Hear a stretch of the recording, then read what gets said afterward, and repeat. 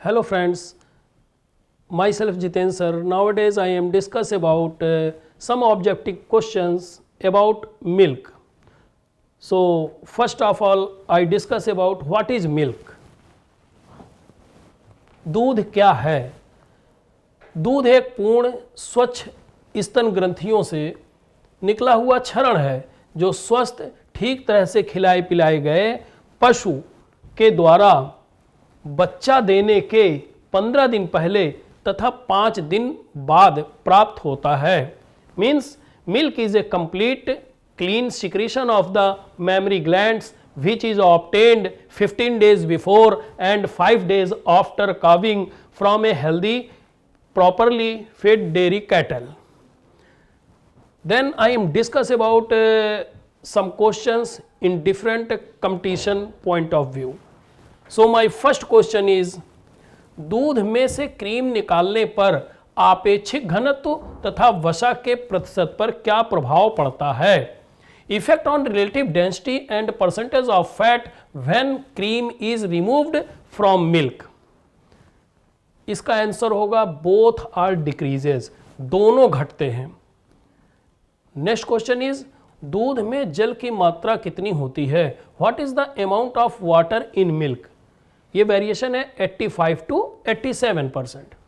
Next question is, दूध में protein किस रूप में उपस्थित रहता है? In what form is protein present in milk? In colloidal form. Answer is colloidal form.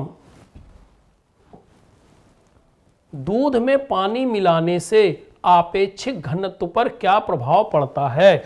The effect on the relative density of milk by adding water. तो इसका सही आंसर होगा घटता है, डिक्रीज करता है.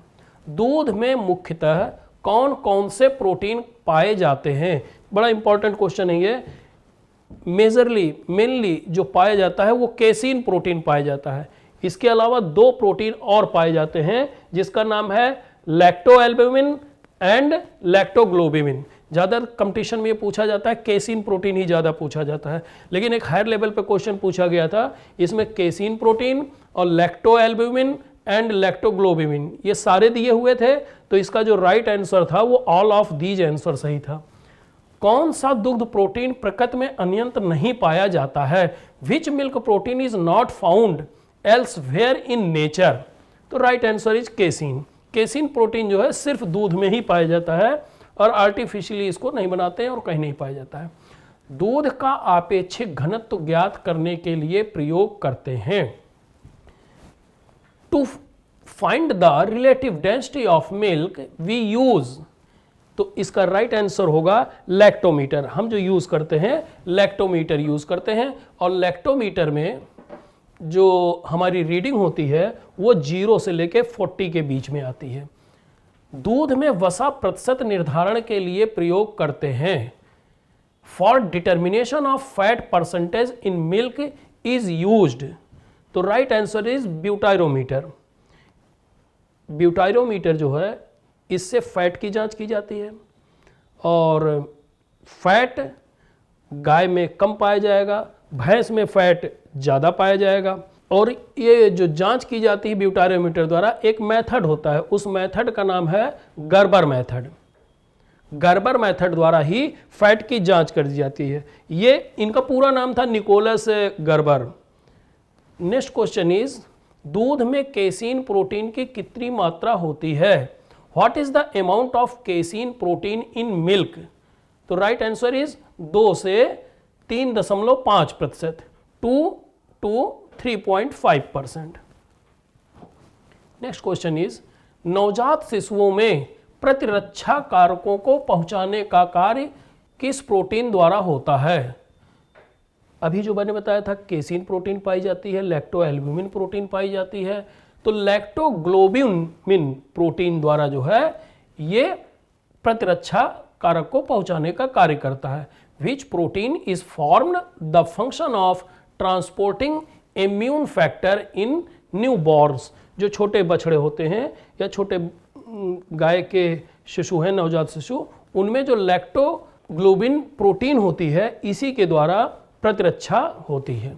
नेक्स्ट क्वेश्चन इज दूध को खराब होने से बचाने के लिए पहले गर्म करते हैं फिर तुरंत ठंडा करते हैं, इस तरह ठंडे दूध को रखने की प्रक्रिया कहलाती है। The process of keeping milk by first heating it and then immediately cooling it is called. तो ये प्रोसेस जो है ये कहलाता है पॉस्चराइजेशन। एक्चुअली ये पॉस्चराइजेशन जो है ये 20 अप्रैल 1862 को सबसे पहले वैज्ञानिक थे, नाम आपने सुना होगा लुई पाश्चर। तो लुई पाश्चर ने ही इसको इजाद किया था, इन्हीं के नाम से ये मेथड का नाम रखा गया है पॉस्चराइजेशन सिस्टम। दूध के प्रोटीन का कौन सा रूप कैल्शियम फास्फेट से संयुक्त रहता है? Which form of milk protein is associated with the calcium phosphate? Right answer is casein. दूध के किस प्रोटीन को फास्फोप्रोटीन भी कहते हैं? Which protein of milk is also known as phosphoprotein? सही उत्तर होगा केसीन। दूध में वसा किस रूप में उपस्थित होती है? In what form is fat present in milk? Right answer is emulsion के रूप में या पायस के रूप में। गाय व भैंस के दूध में वसा की मात्रा कितनी होती है? What is the amount of fat in the milk of cow and buffalo? तो राइट आंसर जो होगा इसका 4.5 एंड 7% रिस्पेक्टिवली, अर्थात गाय के दूध में जो फैट परसेंट होगा वो 4.5% होगा और भैंस के दूध में फैट परसेंट 7% होगा। दुग्ध वसा के अंतर्गत लगभग 98% कौन सी वसा होती है? Which fat is about 98% under milk fat? इसका सही उत्तर होगा ट्राइग्लिसराइड। दुग्ध वसा में दुर्वासिता के लिए कौन सा रसायन उत्तरदायी है? Which chemical are responsible for rancidity in milk fat? सही उत्तर होगा fatty acid, aldehyde and ketone. ये जो है तीनों सब्सटेंस जो हैं ये रेंसिडिटी के लिए, दुर्गंध के लिए, दुर्वासिता के लिए उत्तरदायी होते हैं। कौन सी धातुएं दुर्वासिता उत्पन्न करने में उत्प्रेरक का काम करती हैं? Which metal act as catalyst to produce rancidity? Right answer is copper, iron, manganese, nickel and chromium. गाय व भैंस के दूध में कार्बोहाइड्रेट की कितनी मात्रा पाई जाती है? गाय में पाई जाती है 4.7 और भैंस में पाई जाती है 5%. How much carbohydrate is found in cow and buffalo milk? Right answer is 4.7 and 5% respectively. Next question is दूध में उपस्थित एकमात्र कार्बोहाइड्रेट का नाम क्या है? Name of the only carbohydrate present in milk? तो सही उत्तर इसका होगा लैक्टोज। लैक्टोज पाई जाती है और लैक्टोज का जो फार्मूला होता है वो C12H22O11। लैक्टोज शर्करा का कौन सा रूप है? Which form of sugar is lactose? Question ये भी बहुत इंपॉर्टेंट है, बहुत पूछा जाता है कि लैक्टोज शर्करा है, मोनोसेक्राइड है या डाइसेक्राइड है, ट्राइसेक्राइड है? तो लैक्टोज इज ए डाइसेक्राइड, ये डाइसेक्राइड शर्करा है। किस प्राणी के दूध में लैक्टोज की मात्रा सर्वाधिक होती है? लैक्टोज की मात्रा हथनी के दूध में। Which animal has the highest amount of lactose in milk? तो right answer is elephant milk. गाय के दूध में लैक्टोज की जो मात्रा पाई जाती है वो कम पाई जाती है और भैंस के दूध में लैक्टोज की मात्रा उससे ज़्यादा पाई जाती है और माँ के दूध में ये लगभग 6.4 पाई जाती है। हथनी में सबसे ज़्यादा है 8.4%। नेक्स्ट क्वेश्चन इज मानव के दूध में लैक्टोज की कितनी मात्रा पाई जाती है? What is the amount of lactose in human milk? Right answer is 6.8। दुग्ध शर्करा लैक्टोज की खोज कब व किसने की? When and who discovered the milk sugar lactose? तो राइट आंसर जो उसका होगा एफ बर्टोलेटी ने, इनका पूरा नाम है एफ बर्टोलेटी, एंड इन्होंने जो डिस्कवरी की थी 1619 में की थी। मेरा अगला क्वेश्चन है, दुग्ध शर्करा लैक्टोज की खोज कब व किसने की? When and who discovered the milk sugar lactose? Right answer is सन 1619 में एफ बर्टोली ने, F Bertoli in 1619। Next question is, दूध में खनिज पदार्थों की मात्रा कितनी होती है? What is the amount of mineral substances in milk? Right answer is 0.76%। दूध में कौन सा खनिज कोलाइडी अवस्था में पाया जाता है? Which mineral is found in colloidal stage in milk? Right answer is calcium व मैग्नीशियम के phosphate, phosphate of calcium and magnesium. अगला क्वेश्चन है, सोडियम और पोटेशियम दूध में किस अवस्था में पाए जाते हैं? In which state are sodium and potassium found in milk? सही उत्तर इसका होगा आयनिक अवस्था में, आयनिक स्टेट में। दूध का पॉस्चराइजेशन करने पर उसमें उपस्थित कौन से एंजाइम पूर्णतः समाप्त हो जाते हैं? Which enzyme present in milk are completely eliminated on pasteurization? Phosphatase enzyme. Next question is, थनैला रोग से पीड़ित पशु के दूध में किन एंजाइम की अधिकता होती है? Which enzyme are in excess in the milk of an animal suffering from mastitis disease? Mastitis थनैला को इंग्लिश में कहते हैं। जब ये रोग हो जाता है तो उसमें एमाइलेज एंड कैटालेज, ये दो एंजाइम होते हैं जिनकी अधिकता हो जाती है। नेक्स्ट क्वेश्चन इज, दूध का पर्याप्त पॉस्चराइजेशन जानने के लिए कौन सा परीक्षण किया जाता है? Which test is done to know the adequate pasteurization of milk? Right answer is phosphatase test. पशु के ब्याने के तुरंत बाद निकाला गया स्तन स्राव कहलाता है।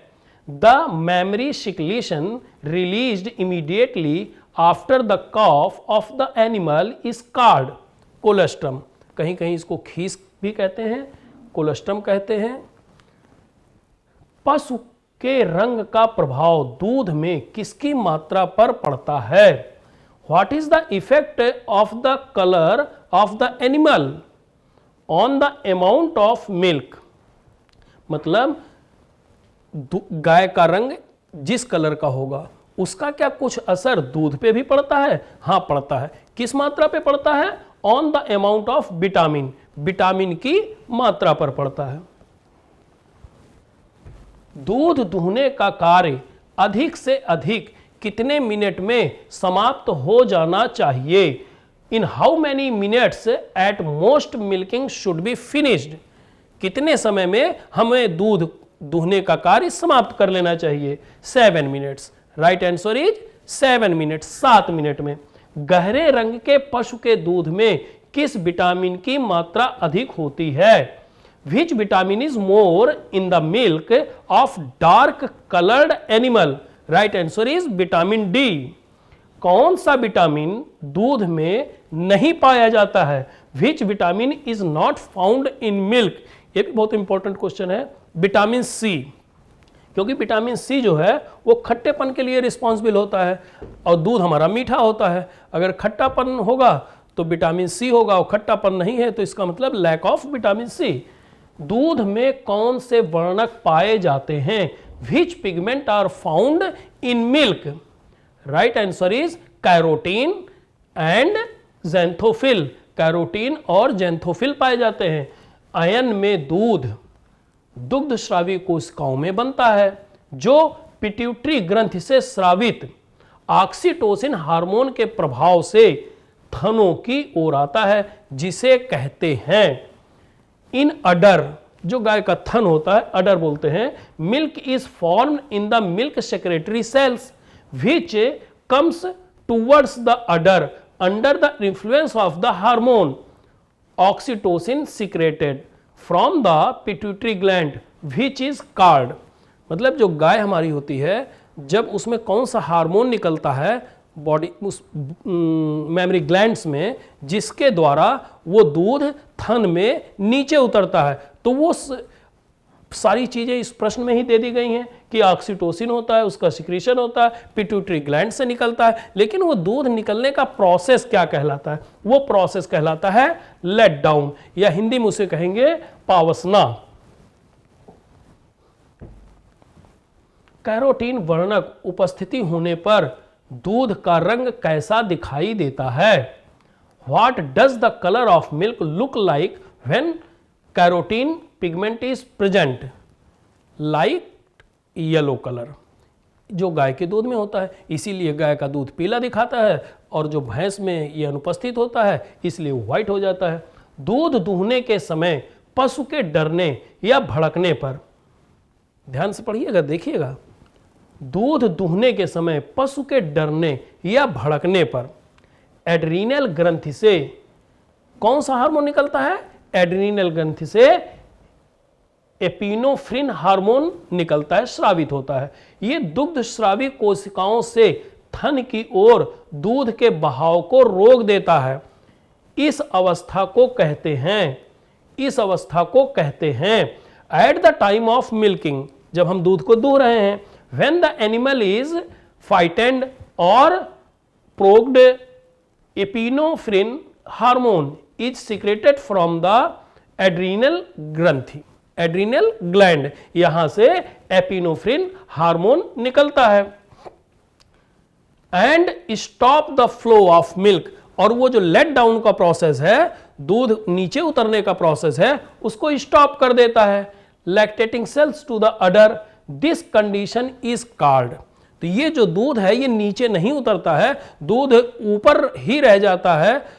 जैसे कोई डर गया तो डरने के बाद इस तरीके से, तो वो उसी प्रोसेस से दूध ऐसे किया तो सारा दूध ऊपर चढ़ गया। ये दूध ऊपर जाने की विधि क्या कहलाती है? ये विधि कहलाती है होल्डिंग अप। प्रति 100 मिलीलीटर दूध में प्राकृतिक रूप से कितना यूरिया मौजूद होता है? How much urea is naturally present पर 100 ml of milk? Right answer is 8 ml, 8 ग्राम। ताजे दूध का पीएच मान कितना होता है? What is the pH value of fresh milk? Right answer is 6.6, 6.6। Toned दूध में वसा की मात्रा होती है। What is the fat content in toned milk? Toned milk एक क्वेश्चन हुआ, डबल टोन्ड मिल्क ये दूसरा क्वेश्चन हुआ। टोन्ड मिल्क में जो फैट परसेंट होता है वो 3% होता है, और जो डबल टोन्ड मिल्क होता है उसमें उसका हाफ हो जाता है, दैट इज 1.5%। टोन्ड दूध में किन चीजों के मेल से तैयार किया जाता है? Toned milk is prepared by the combination of, toned milk को कैसे तैयार करते हैं?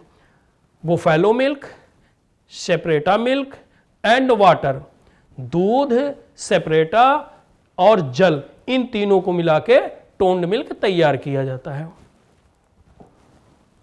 जब दूध में दुग्ध वसा के स्थान पर कोई वनस्पति वसा मिलाई जाती है तो उसे कौन सा दूध कहते हैं? When some vegetable fat is added to milk in place of milk fat, then it is called, वो किस तरह का दूध होता है उसको क्या कहते हैं? तो उसको कहते हैं इनरिच्ड मिल्क, या पूरित दूध, जिससे कोई पोषक तत्व है हम उसकी मात्रा बढ़ाना चाहते हैं तो वो उसकी पूर्ति करता है, वो उसका पूरक होता है, इसीलिए कहते हैं पूरित दूध। या और उसमें कोई चीज मिल जाती है तो वो और रिच हो जाता है, इसी कारण से उसको कहते हैं इनरिच्ड मिल्क। फ्लेवर्ड दूध में फ्लेवर पैदा करने के लिए क्या मिलाया जाता है? What is added in flavoured milk to produce flavour? Chocolate, coffee, फलों का रस, इन चीज़ों को मिला करके दूध का स्वाद बदल देते हैं, उसका फ्लेवर बदल जाता है, जिससे वो पीने में अच्छा लगने लगता है, कोई दूसरा स्वाद डेवलप हो जाता है। धन्यवाद दोस्तों।